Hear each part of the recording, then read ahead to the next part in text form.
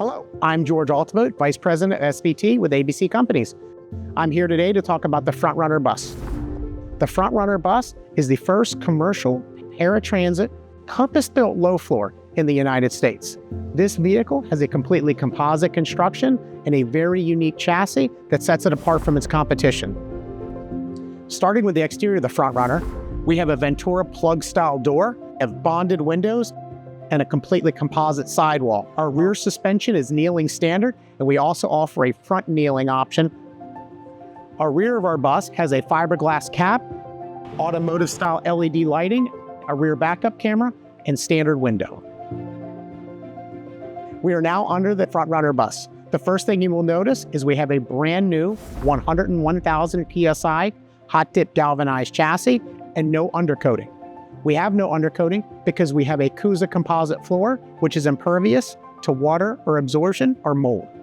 We also have our rear air suspension with our dual airbags, our air tank, and our air dryer. The Frontrunner bus is a paratransit low floor.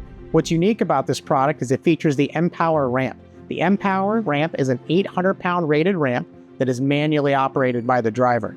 The ramp detaches from its place and stows at the entry door. It takes one hand and one finger to deploy the ramp. To stow the ramp, use one finger, pick up to the body, and the ramp stows back in place for ambulatory passengers to enter back into the bus. The vehicle features Friedman Go ES seating with 3-point belts, Friedman wall seating, and up to 15 passengers, including the driver.